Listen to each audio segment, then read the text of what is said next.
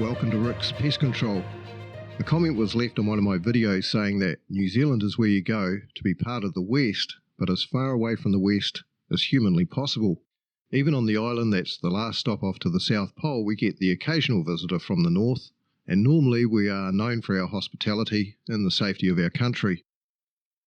However, it's now well known that we let ourselves down badly on both those fronts when women's rights champion Kellie-Jay Keen visited last year to hold a couple of women's rights rally. But what was so objectionable about KJ's message that saw her attacked and abused so badly that she feared for her life? She came only to warn us of the danger of gender ideology. Does KJ's message have any relevance in New Zealand? For example, KJ argues that women's changing rooms in public facilities should be for women only. She believes that men masquerading as women should not be allowed into those spaces. Does New Zealand respect the rights of women to have private places such as toilets and changing rooms?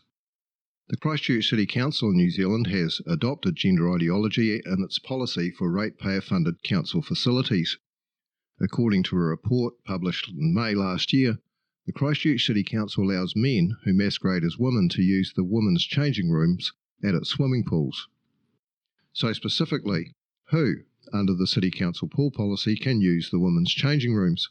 Well, let me introduce you to just one individual, a Mr. Pierre John Parsons. Parsons' first act of transitioning occurred in 1995 when he was just 18 years old. He grabbed a 12-year-old girl in the changing room of a sports venue, tied a rope around her neck, choking her into unconsciousness. He then dragged her into a room, removed her clothing, and raped her. For this sexual assault of a child, Parsons was sentenced to 11 years jail. While serving that first prison sentence, it was discovered that at age 16, Parsons had raped an intellectually handicapped 15-year-old girl. At 17, Parsons had sexually assaulted a 4-year-old female infant. On his release from prison into a reintegration unit, Parsons was found with images of children in his room, and the staff concluded that he was using these to masturbate. In 2006, Parsons was subjected to an extended supervision order, otherwise known as an ESO.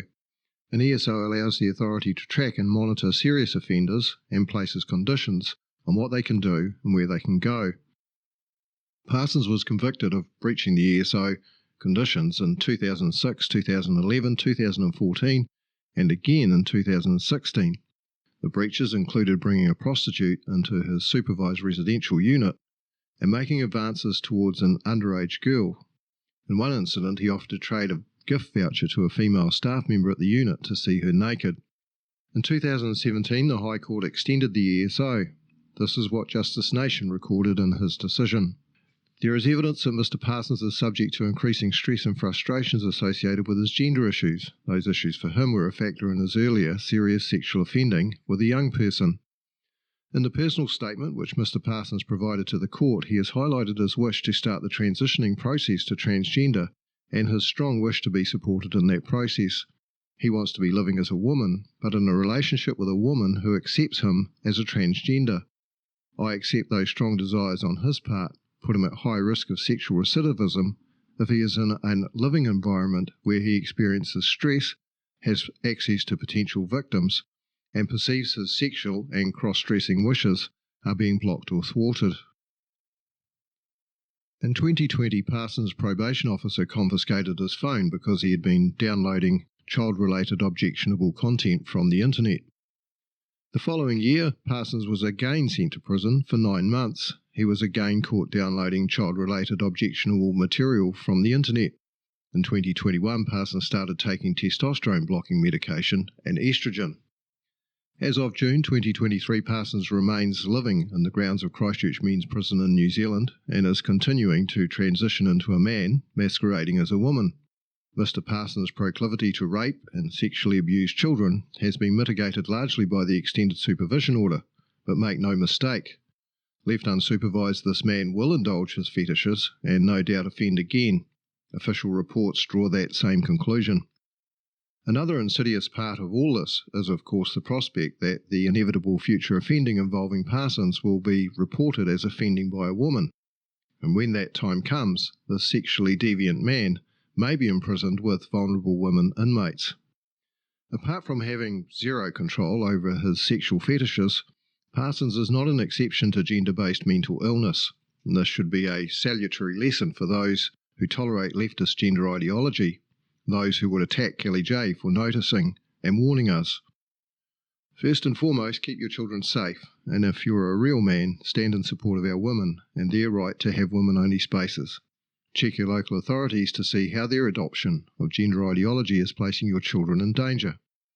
Thanks for watching, and if you found this content interesting, press like to support this channel and subscribe to be notified of new content as it drops exclusively right here on YouTube. See you next time.